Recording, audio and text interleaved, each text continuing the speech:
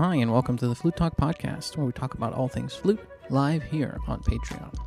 What is Patreon? Patreon is a place for fans like you to come and support creators like us. So why not join us over on Patreon and help us continue to make great content?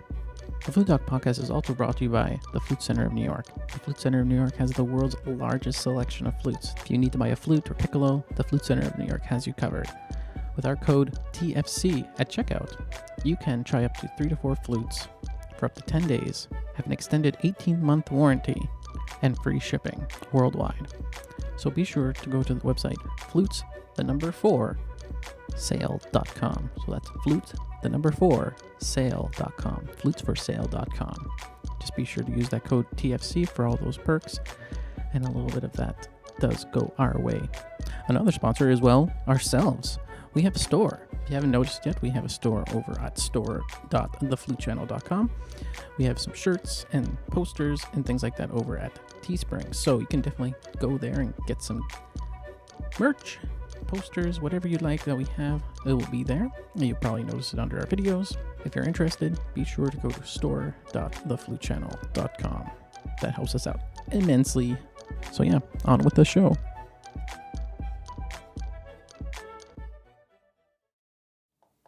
Hi, everybody. Welcome to the Flute Talk Podcast. I'm Nick. And I'm Amelie. How's it going, Amelie? Good. How are you? Good. This is the podcast we do on the last Sunday of every month. I hope you're a continuous viewer, and also maybe you're new here. If you're new here, leave a question, say hello. And today we're going to be talking about how to start playing the flute. We got a lot of people this past month looking at our main video on the first lesson of your first lesson of flute playing.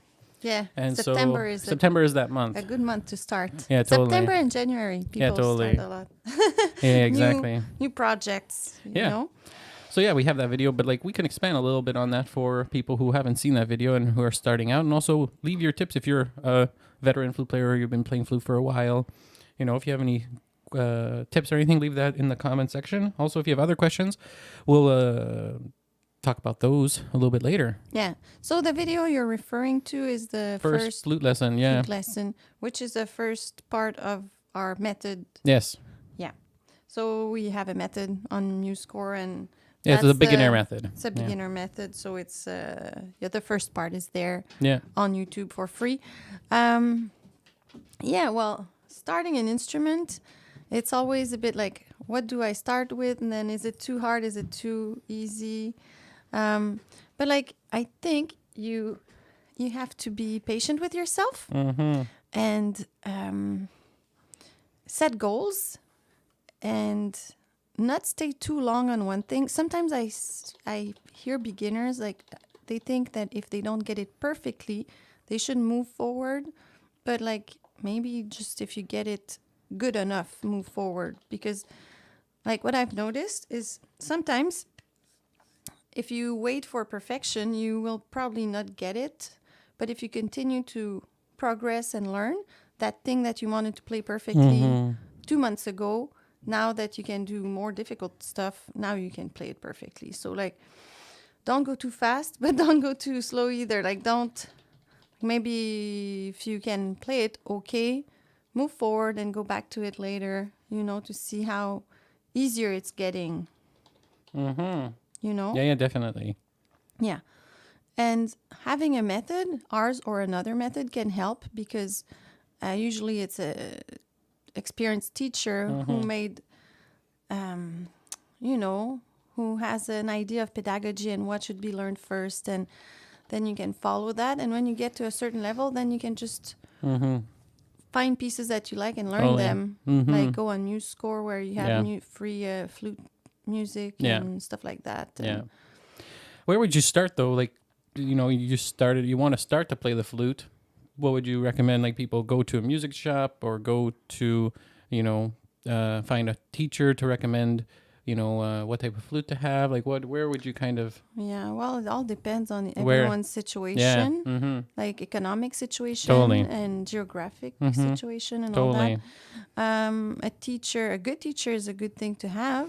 Totally.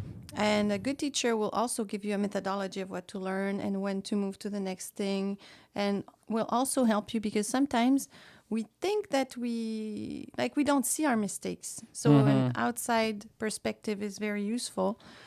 So yeah, if you can have a good teacher, it's a good thing. It can be in person or online. At first, I didn't think that online would work so well, but online can work very well. You just have to adapt little things, because Right. you can't touch, you can, but you can just explain in a different way. You can play at the same time, but you can make a recording and send it to your student. Like, there's a lot of things you can do. So it's just about adapting your pedagogy to that tool, you know? So yeah.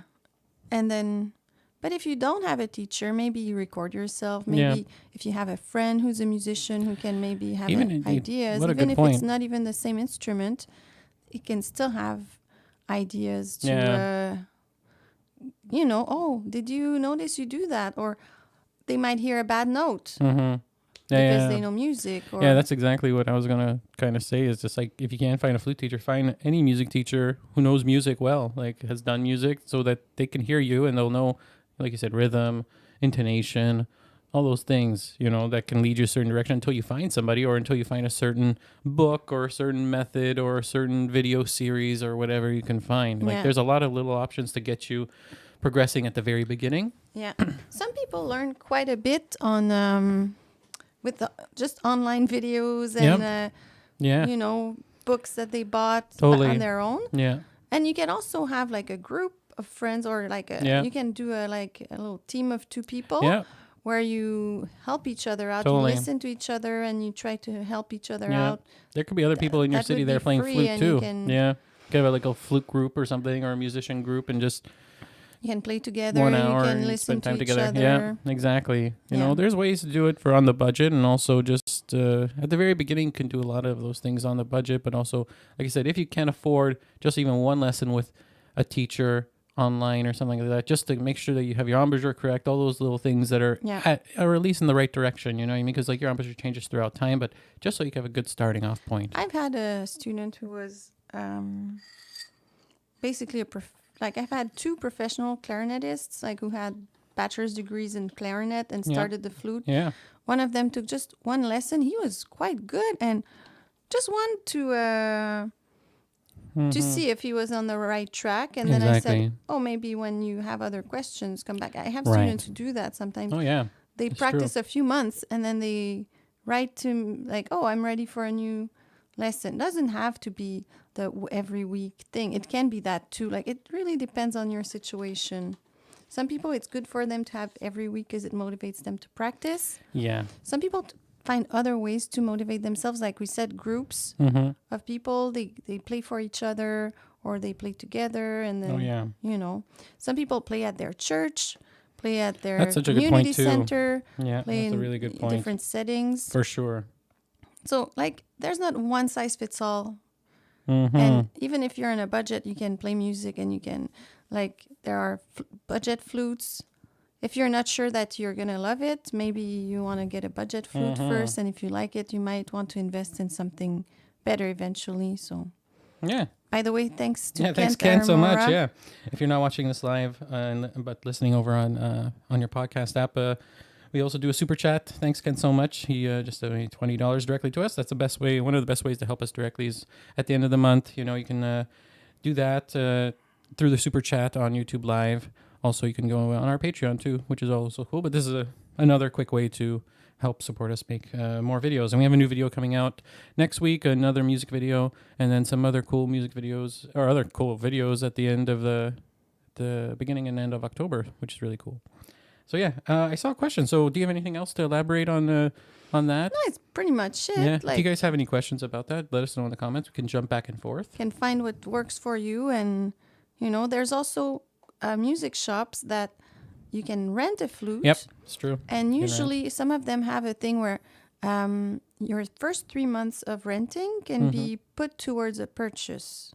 Sure. So, like, you're not losing the money you spent on renting. Let's say it was $30 a month, then you have a credit of $90 after 3 months lots of to different buy ways. Yeah. a flute at their store. Yeah. Like there's different ways to make it work. Totally. Just check out your local music shop if you have one, or if you have one that's national in your country, so you don't have one in your village or in your town, but you have one in the main city of your country. Give them an email shout. They'll be glad to help you. You know, like there's different options for many things if you can do it. Yeah. And or you just rent for a month. If you like it, you don't have to buy from there. Exactly. You can buy from anywhere. Well, imagine I just got a comment maybe this week, I think, of a person in Brazil, and they love that $100 flute because that flute there costs 5 times, like a flute priced here, like a regular flute, let's say a Yamaha 200 series, is priced 5 times more in Brazil because of the money situation, because of the currency and stuff like that. So something like that beginner flute you can find on Amazon for cheap, it's perfect for people who just want to try it because the investment's so huge. Otherwise, if you buy something more expensive when you can buy it cheaper somewhere else, but it's almost impossible with duties and all those things, and you never know, you could lose it in the mail, all those things. But with those types of flutes, we get at least 1 or 2 email or comments a month about that. Oh, that's great. So that's really great. So people are able to try something, and you know, if it doesn't work out, you can also turn those things into a lamp. Don't throw those things out. Don't throw those flutes out. They're cool to be repurposed if you never want to use it again or whatever. There's a lot of creative ways you can do that instead of contributing to the waste. You know, people just I don't want people throwing away those flutes into the garbage, you know. No.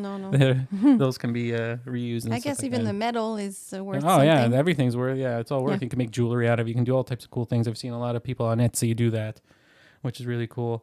So let's go down to the questions. I saw one really good one here to go with sort of what we're doing. Eden KL wants to know: do you have any tips for a playing test in front of class? You know, like when you have to do a playing test in studio or in your school. In front of your colleagues? Yeah, in front of your colleagues. Because you feel stressed about that? Yeah, are there any tips and stuff like that? Well, one thing is like probably at the beginning you'll be more stressed than if, let's say, your teacher does that every week. It's a new thing. You're not used to it. Maybe with time it's going to get better. That's kind of not that good of an answer, but there's that, you know, when you're not used to do something. But then the other thing is prepare yourself. Yeah. Well, usually if you're well prepared, you're a bit less stressed because you know. Play in front of people, like play in front of people beforehand. Yeah, because this way you also get used to playing in front of people. Mm-hmm. And then also, like, don't listen to that little voice that says, oh, what are they thinking? Right. Oh, I guess this person thinks I'm not good. Right. Oh, am I... Like, that little voice is normal, but you don't need to feed it by listening to it. And the way I control it is I redirect my thoughts. Because, like, you can't have 2 thoughts at once, really. Like, your voice inside your head can only say one thing at a time. Oh, mine, at least. I just have one. And so, like, if you say something else, like, let's say I'm playing in concert or in audition, whatever. And my brain is starting to make those disturbing thoughts. Then I start right away. I think, oh, breathe well. Totally. Keep your fingers closed. I bring my mind on some very simple thoughts. This way, it kind of stops that. Stops that right away. It makes sense. Or I tell that voice, like, I don't need you right now. Yeah. You know, but it feels to me like if it's empty, it's easier for that voice to come back. So if I think about breathing and the way I move my fingers or my posture, then or saying the name of the notes. Exactly. Or anything that's helpful to play, because those thoughts are not helpful. No. So I try to think helpful thoughts. Totally. That's a really good idea. So you can train your brain, and the more you train your mind to do that, the easier it gets. Yeah. And also be nice to yourself. You're in a learning process, and some days we don't have 100% control over our body. Yeah. Totally. Sometimes we shake. That's how it is. You can't really control it. Maybe you're nervous. Maybe you're cold a little bit, and the stress is amplifying that. Or you're a bit hungry. So with the stress, like there's different, and like just be patient and don't judge yourself. Yeah. Sometimes we're a bit rough on ourselves. Totally. And to go along with that, just preparedness stops those negative voices a lot. Like they can reduce it a lot by preparedness. And also, how you're going to do a test, that test is just representing that moment. It's not representing your playing from yesterday or you're playing in the future. It doesn't represent any of that. So, and it doesn't represent who you are. Yeah. So, best bet is just own that moment. preparedness, own it, do the best of your ability, and then walk off the stage just like a opera artist would. You know, they do their solo and then they go back. And like your value is not in any way linked to your grades in school. Yeah, totally. Sure, exactly. Doesn't so you know, we like giving numbers on things and it's okay, totally. but like don't identify to that. It's just and try to do better on the next test if you didn't do as well as you wanted to. You know, just make little goals. It's about little goals. There's no such thing as big goals. It's just like little goals at a time and add it all up to make this thing that is you. You know. Yeah. And sometimes being open about how we feel about the stress of the situation is helpful. And also, like you said, preparedness. And there are different ways to prepare. There's normal practice where you practice the little parts that are difficult, but also record yourself and play as if it was the exam. Totally. And if it's like a thing where the teacher might ask any scale, well, maybe make write them on papers, put them, and then just do as if it was the exam. You just pick one and you play it and you record yourself, and then do that a few times, and the stress that's even if it's just you filming yourself, it's still preparing you to that situation. And also make sure if you're recording with your phone that your microphone, which is usually right beside the speaker for your receiving, they're right next to each other. So make sure you flip it upside down to face up and not in your stand. Say you're putting it on your stand or you're putting it on something. Make sure it's pointing to you or pointing away from you, and put your camera a little bit further back. Don't keep it like, selfie distance. Bring it a little bit further, because you're not looking at yourself. You're actually just trying to listen to it. So if you give the microphone enough space, it won't distort and stuff, so you can hear subtle irregularities. Usually I just record the sound, but I think it might be a good idea to see yourself too. If you don't have a recording audio app, but I mean, like if you're just hitting video, so you can hear the audio, that's great. I try to keep it a bit further because the flute is quite loud. So if you keep it too close, it's just gonna sound weird. Yeah, exactly. Thanks, Odyssey of Ascension. She's donated $100 again. If you're listening in the podcast. We do. People can do this live at the live show. She says here, I started the flute from music and arts. I started with a flute from music and arts. I guess that's a brand. Bought it on time. But I bought a beginning flute book, used that and YouTube for a year, then started lessons with Amelie. The key is just to start. Don't try to make it perfect. Exactly.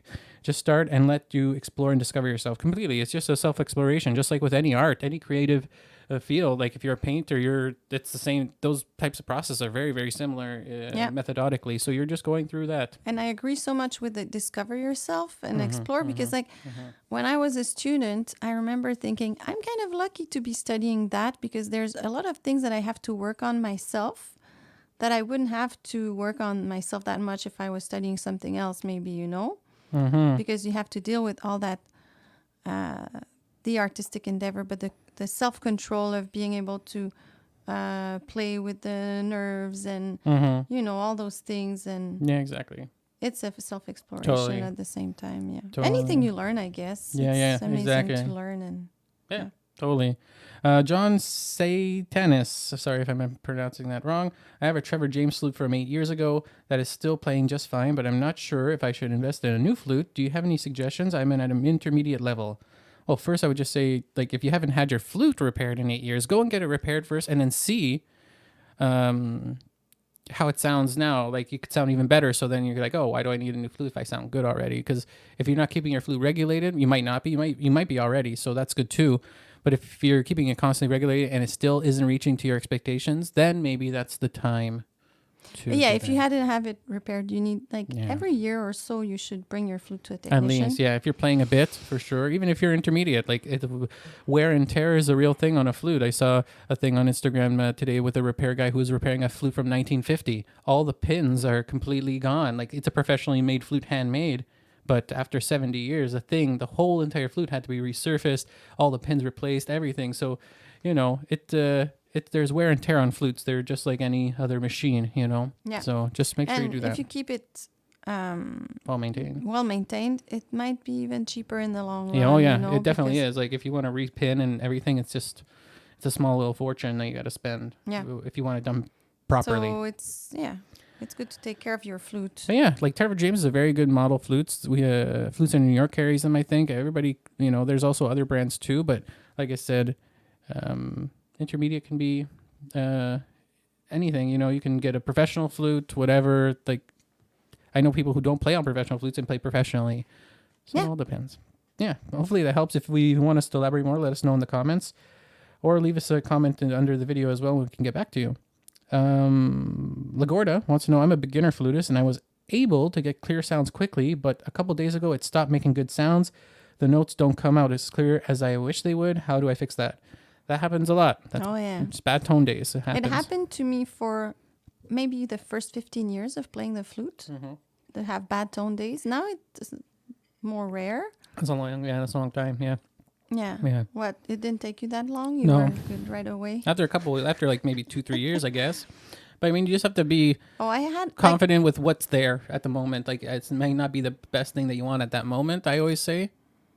But you're there. You have to play anyway. So just play to what you can do, Yeah. Because 9 times out of 10, the audience But the never knows. funny thing is, like, I remember I had some better days than others, and I would just go through it. Yeah. I was I have a bad tone day. And then when I was in university and my bachelor's degree, at one point I got so nervous. I wanted too much, and then I kind of lost my sound for a semester. Like, my sound was, but it wasn't my sound. You know what I mean? But the more I was stressing about it, the less I was controlling it. And then I went to a very good teacher who explained to me how to do things. He would be like, how do you play forte? How do you play piano? And then how do you have a good sound? How do you...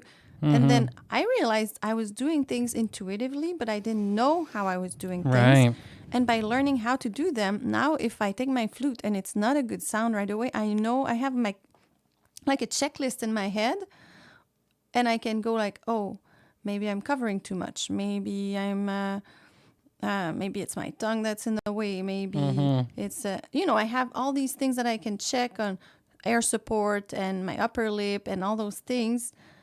And then I don't have bad tone days anymore, or not as bad or as long, So, but if it's only been a few months, like, it's going to take more time than that. It's like the muscles have to get used to it. And yeah, exactly. And then when you have a bad tone day, check what you're doing. And also when you have a good tone day, check what you're doing so that you can be a bit more conscious of what's happening. This way you have a little bit more control over it.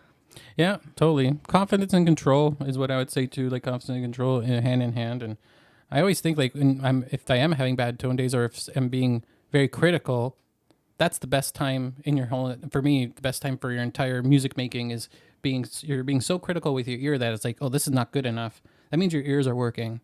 That means things are happening up there in your brain saying, no, this is not the reference tone that you're remembering all the time. Try to adjust it. Don't get frustrated. Try to figure out other ways around it, or try to figure out, or play something new. Sometimes I would do that. If I was like, oh, my tone sucks, I'd find a spare sheet of music somewhere that I've never seen before and try to play that. So then my brain's like, oh, this is something new. I'm going to try to put my best effort into it. And then my tone would come back a little bit more. Yeah, sometimes it's about letting go as well. As well, too. Yeah, it's all about those it's balances. a balance between what do I control and then just letting go. But also, I agree with you about that thing about your ear working. I had a teacher who would say, if you're never going to be completely satisfied.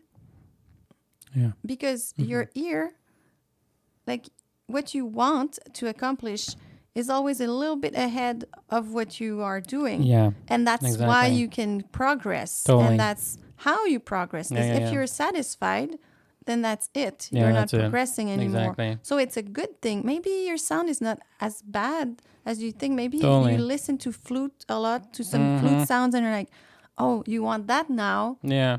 And, your ear is just getting more perfect, and hearing what it wants. What it wants, totally. And then your technical abilities are never at the level of your ear and your intention, which is good, which is pushing you forward. Totally. So hopefully that answers your question a little bit. If you have more questions about that, leave us a question down in the comments below the video. But you can check our videos about embouchure. Yeah, how to get a clear sound. How to get a clear sound. That's our most popular video. How to change your embouchure. Yeah. We have quite a couple of things about the embouchure. Like, go in depth with that stuff. Yeah. And like a lot of people, particularly beginners, put way too much energy in their lips and their embouchure when most energy has to come from the airstream So the lips don't work that much. Yeah. The lip muscles, they're not as you can't rely on them. They're not as reliable as your abdominal muscles that push the air. So it's better to have a more stable embouchure than something that moves too much, because it's not as reliable. That's what it is, basically. Doesn't mean that it's not moving at all, but it's not huge movements all the time, you know? Exactly. Yeah, that's exactly it. What was that about again? Yeah, so there's that too. So hopefully that helps a little bit with your question. I also saw another question here, which is really good, by Tall Potato. Do you have any tips for making sure your head joint is perfectly aligned when you're assembling your instrument? Yeah. You can look. Well, you always have the little drawings, but I don't like those. So I look at the whole of my head joint, and I put it in line with the first Your key. mouthpiece hole, yeah. Yeah, the mouthpiece hole. I take my flute looking from up, like from the top of the head joint down, and then I try to put that hole in line with the first key. And that's it, you know. But then some people play more out, some people play more in. You have to kind of explore that and see what's comfortable for you. If you play more in, then maybe your hands are more forward, because you always want the same angle at the mouth, you know. So then you have to see, do you prefer to play a little bit more out? Yeah, rock stroke, like back or forth. Yeah, you want it more forward with the head joint a bit more in, or the head joint a bit more out, but you play less forward with your hands.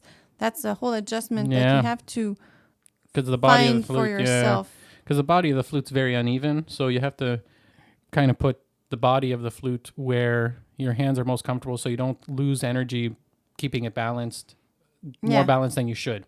Because the moving fingers should not be holding the instrument. No, not at all. So that's maybe find your position and then adjust the head joint so that you don't cover more than a third to a quarter of it with your lower lip. That's the main point of that. As long as you do that ratio there, it doesn't matter where the flute is compared to the tone hole. But then you have to remember where it is, because then you'll get used to it, and then you'll have that stability of sound that we're looking for. Because you want to have it always in the same spot. Yeah.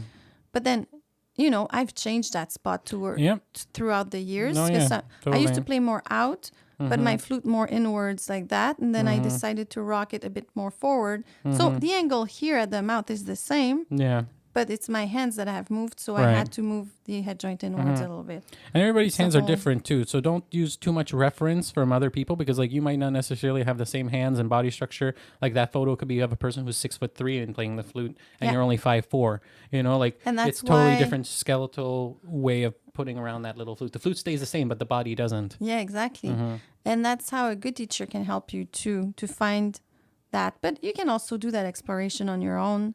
It's a whole totally but start with like putting that hole in line with the first key.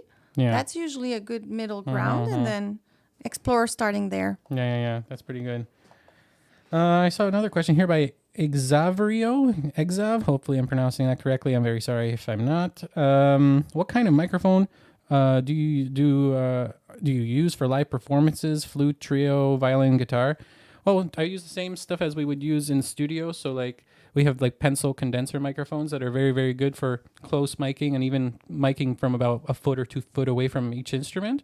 And you can use those microphones on guitars, pointing at the guitar hole where the sound is being projected.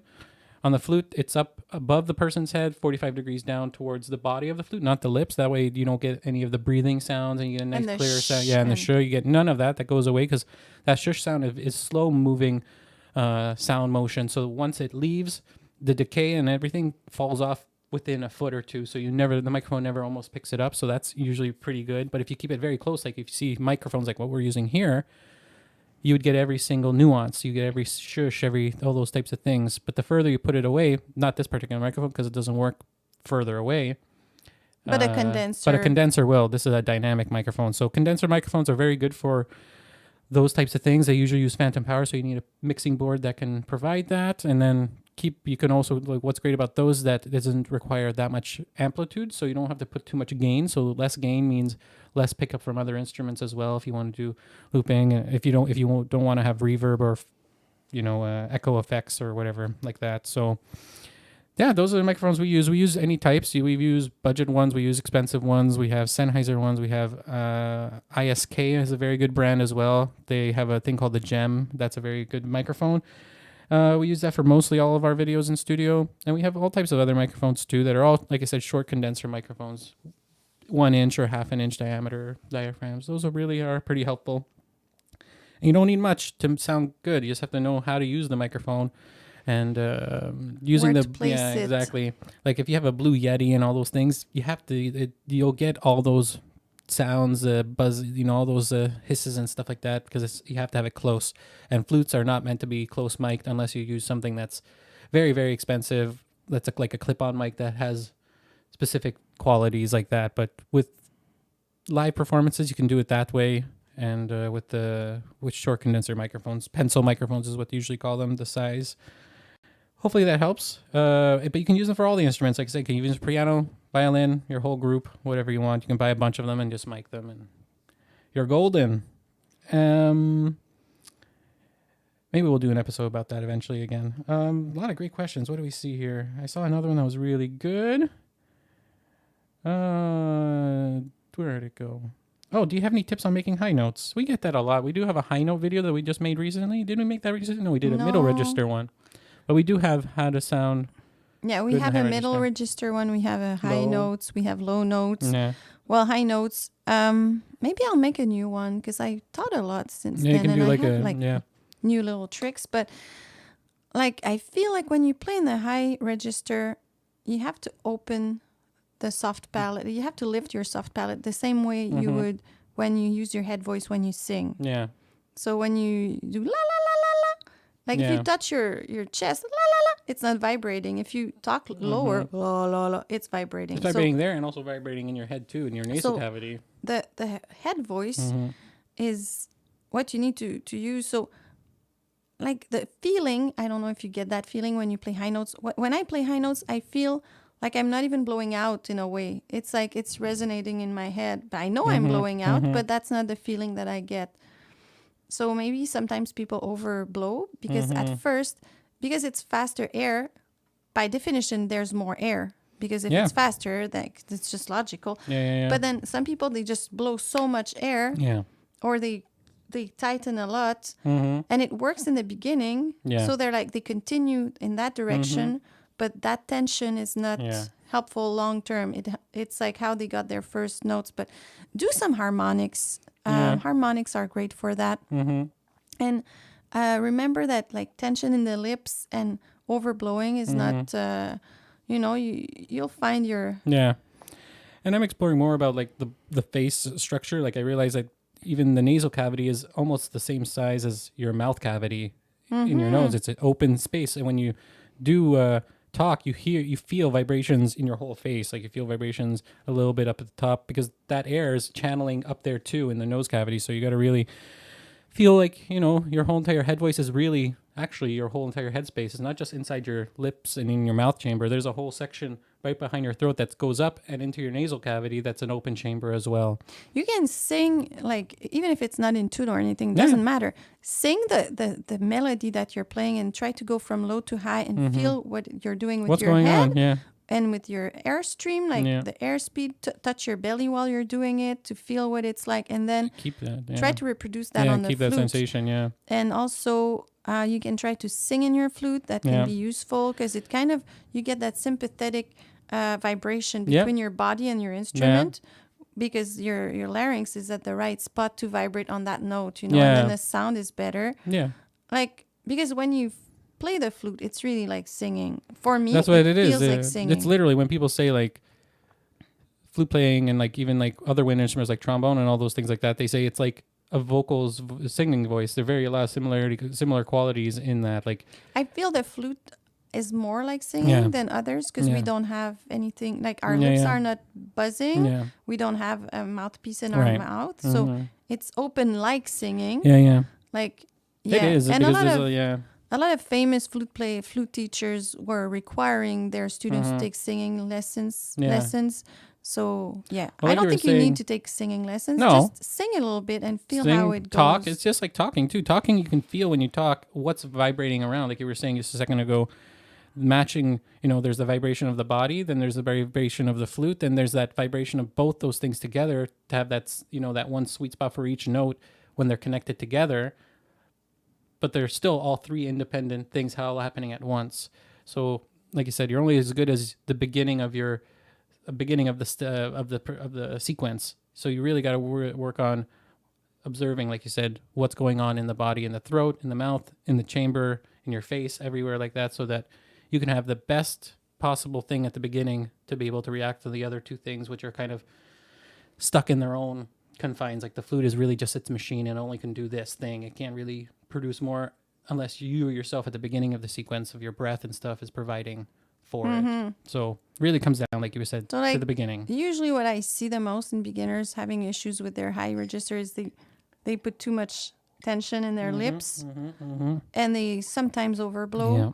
So it's about air speed, but don't put too much air. Yeah. And keep the same type of embouchure that you have in the other registers. Yeah. Like usually your best note embouchure is so your right. embouchure for everywhere. There's a slight movement of the lower of the jaw. When you play low, the jaw is a bit more back. Yeah. And when you play high, a bit forward. It's very tiny. Oh, yeah. But it's useful. Like some students, when I show them that, they're like, "Oh my God, it changes everything, even Totally. a small movement." Yeah. But it's a small movement, and it's not the only thing that matters. Yeah, exactly. So we'll answer 2 or 3 more questions. So if you have one more question, please let us know in the comment. We'll try to grab it. But we have 2 lined up and maybe one more. Before we do that, be sure to, if you're looking for a new flute, go check out the Flute Center in New York. They work worldwide. You can contact them online or go to flutecenter.com. And you can find all the flutes there. All the major flute companies are there. You can try out their flutes. You can try up to, I think, 3 to 4 flutes for up to 10 days if you use our code TFC there. And when you use the code TFC, it helps us out. So thanks to everyone who big uses time. our code. Exactly. It helps us out considerably. Also, you can go help us out on a monthly basis over on patreon.com, patreon.com/the flute channel. And there you can help us out as well monetarily directly to make us new stuff. And also there you can talk to us directly and we can answer some little questions, and we sometimes put stuff up on there as well. And also we have our site as well. We have our merch store for our shirts like this and like this. We have all of our shirts here. Our long shirt and happy practicing shirt, and our fingering posters are all there at store.theflutechannel.com. And a lot of people have been getting the poster and a couple shirts this month, which is really cool. That helps us out also directly as well. And then we also have our method book in our sheet music store, musogy.com, musogy.com. Anyways, it's in the comments if you want to look for that. And that you can find our method for our 15 beginner flute lesson method. And also our new method will be coming out shortly too, which is our intermediate method with over 20 lessons. We're almost done. Almost done. That one will be full of stuff. It's going to be, I think, over 100 pages of music and lessons and videos and play along tracks, all those things. So that's going to be also on the site as well. And there's some sheet music, and you can go check that out there. And that helps us out directly, completely. That's where we sell all of our music stuff. And soon to be some albums too. So that'll be great as well. So yeah, let's go back to just a couple more questions, and then we will be done for this month. I saw something very interesting here. A lot of people have been watching the channel. That's great. Thanks so much. Anime Aikyo. Sorry if I'm mispronouncing that. Do you have any tips about... Oh, we already talked about high notes, right? We did. Sorry. We'll skip that. Grotenritter wants to know sitting posture versus standing posture when playing the flute. I don't think you should conform to it, to be honest. Like, you can stand playing the flute. You can sit playing the flute. Practice playing the flute. Sitting is okay. You don't have to be standing the whole time when you're practicing. Also, is it like sit. what is best? Yeah, or that's what it sounds like. When it's same? a verses, like when they say verses, yeah. it's that. I had a teacher who was like, you have to practice standing all the time. And I'm like, why exactly? Because if you play in a string quartet with strings, you'll sit. If you play an orchestra, you'll sit. You just stand when you play with piano and when you play solo. Yeah, there's no hard rules. You can do either. So if you're comfortable sitting, as long as your posture is good. Yeah. Play sitting. Yeah. And you should be able to do both. Yeah. And then when you play, it's always the same posture. So because Yeah. you have to turn your head to the left, when you sit down, you'll have to turn your chair a little bit to the right Yeah. so that you can, you don't sit Yeah. completely straight. Or Mm-hmm. if you don't, like sometimes what I do in orchestra is I keep my chair straight, but I sit a little bit on an angle when I play. And then when I'm done playing, I go back straight. But like, that's the main thing. If you play sitting down, you need that same twist. Exactly. So that's the only thing. But yeah, it's the same posture, basically. Just one of them, you're sitting down. But the upper body should be the same. And Exactly. just make sure you're straight. Yeah, and comfortable so that in your you're way. not collapsed Yeah. and you can breathe well. Yeah, and don't feel that, just be comfortable to also adapt as well. Like, all the rules are meant to be broken. Like, I've seen string quartets with a flute, with the cello sitting and all the other three standing. Like, it all depends. Yeah, Don't worry. Like, and don't make, if somebody's trying to make you feel inadequate or wrong in what you're supposed to be doing, don't worry about that. Like, everyone's still trying to fit their own way. Oh, and, yeah. Because in classical music, we love rules. And there's different rules in different places. So, like, how can we know all of them, like. Whatever is comfortable for you. Exactly. And you're comfortable. Like, I like sitting down when I play with musicians sitting down sometimes because it might be easier to have like visual contact. But like, it's not a rule completely. Like, I've played with harp and I was standing and it was totally fine. And like, yeah. Exactly. One or two more questions left. So if you have one dying question, we're gonna let us know in the comments. We're gonna do this one here by Magic's Cans, and then we'll do one more. If you have one, please let us know. I bought look at that. Hello from Greece, hello from Brazil. Places. That's amazing. Wow. We love that. It's so cool. We just did a poll about how many people are in Italy and France because in next summer we'll be in the regions there, and we're going to probably do some meetup masterclass, mini masterclass day type of thing. Like, it's going to be half-day events.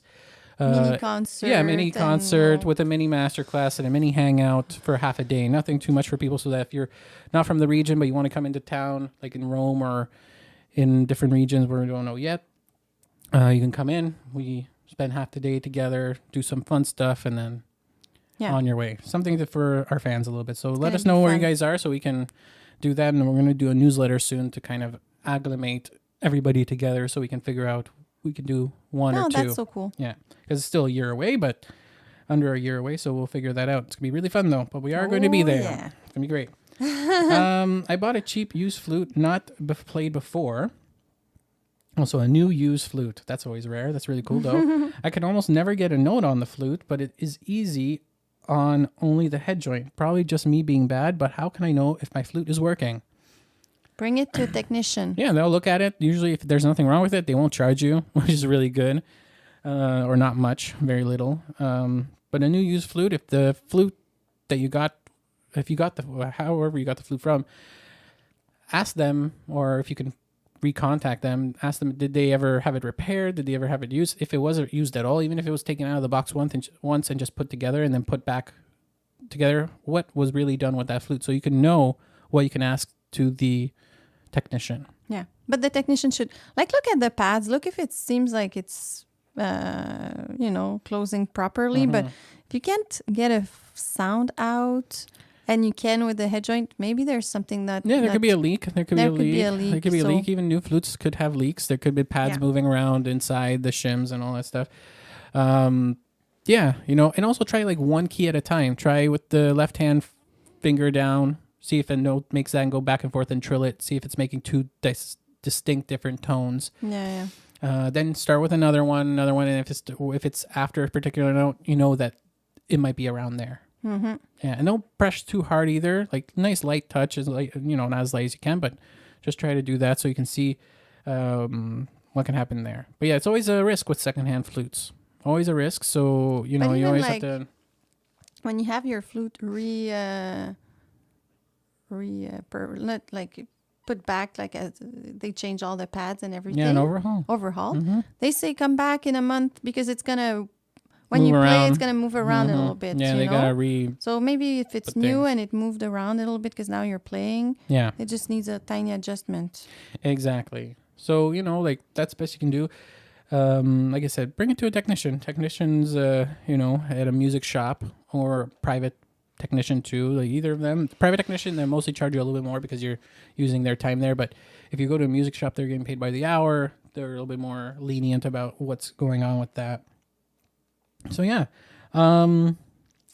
Last question. Doug Tressler, he wants to know B foot versus C foot. Do you need a B foot? No. You don't need Don't a need B-foot. it. I think there's maybe 5% of most literature requires it.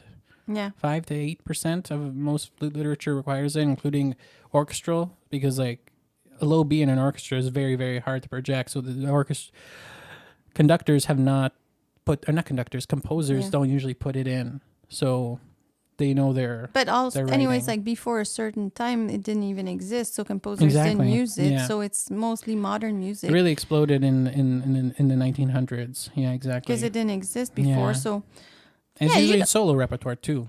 yeah, Yeah. so you don't need it. No, Like exactly. it's very rare. If you have it, it's cool, but it's not necessary. Love Liberty, tips on reaching the gizmo. Do you really need it? Oh, the gizmo. Is that the gizmo for C sharp? Or is it the gizmo for... What Is other it gizmo is the there? thing to? No, what's the gizmo? Gizmo, I again? haven't heard that term in a long time, but it might be the C sharp gizmo. Is that what that is? If that's what it is, let us know. Like the C sharp trill, that added key to make the trill a bit better. There's that. For high note, the gizmo on top of the gizmo on the B foot, that thing that at the very top of it, you know, on the key there, the right above it's the tall key right there above all those other keys. Okay. Yeah, that's a B facilitator. Oh, no, that's not even a facilitator. You can use that to facilitate. For high B, high note. Oh, so like the B, high B, I guess. High notes on the B foot joint. Oh yeah, okay. So they mean when you have high notes, you use that to facilitate, I guess. Okay. You know, like that. I don't know. I don't know. Like you do can you use it. Yeah, I've used it for like C. I use it for C. Does it high lower C. it? Yeah, it lowers it. The more keys you put down, lower the pitch. Yeah, usually it lowers the pitch. So you got to go Okay. with the tuner and your ear to see if you like that sound. So if it's too high, you can use that little key yeah, and put it down, and it's gonna or help. just to facilitate the note. Yeah. Yeah. Oh, that's cool. So how to use it? Well, I don't know. Like just depends on your hand size, I guess. 'cause Yeah. There's not much you can do. Exactly. Like Yeah, it closes it to make a C foot joint, you know, and usually the note projects a bit more as well too, because there's less there's less metal, or what do you want to call it, less resistance. Like yeah. if I play a high B, for me it's very tough Yeah, to to reach. do So that, I would yeah. have to take my other finger, but then Right. it depends what I played before. If I Yeah, can't even you use do that it with that finger. combination. Yeah. Yeah. I usually do it with C and also But like super with E. it's like I Yeah. can't really do it. Yeah. Personally, I would get pain in. Yeah, when I do super E and stuff like that, I have to use that, and it works pretty well. Yeah, hopefully that helps. It's always a bit, again, with lingo and stuff like that, it's different places, but that's what that is. So, yeah, you can use it or not. It's up to your preference, for sure. But yeah, so I think that's everything for this month's podcast. Be sure to check out all the links in the description. If you want our shirts, go to store.theflutechannel.com and support us that way directly. That always helps. We always get a lot of people curious about the shirts and all those types of things, and that's really helpful. Also, if you want to have flute lessons too with Amelie, just email us. And you're doing your whole studio is almost all online still. It's been a year and a half of that because of COVID, but we have a lot of proud flute studio And members. also geographic situation. 100%. Even Yes, without exactly. COVID, just a situation. If people want to take Exactly. lessons, they can be anywhere. Exactly. So you can email us at info@theflutechannel.com and we can give you our rates, and you can do little packages of half-hour lessons or full-hour lessons of 4 or 8 of those they can take anytime. So yeah, there's all that. So just be sure to email us. Also, join us next month at the last Sunday of every month. We'll be doing our October podcast. And be sure to leave a comment down below in the comment section of this video if you're watching this after. Also, be sure and go leave a comment, or not a comment, but leave a 5-star review over at Apple Podcasts. That helps us out tremendously. We've been pushed up a lot because of a lot of people leaving 5-star reviews, and also leave a comment too in those reviews if you want to. We'd love hearing from you, and we might even say those over on the podcast as well, or feature them somewhere else. Even on the Instagram, we try to feature sometimes in our stories people's reviews. So yeah, thanks so much, everybody. Have a great rest of the month and happy practicing.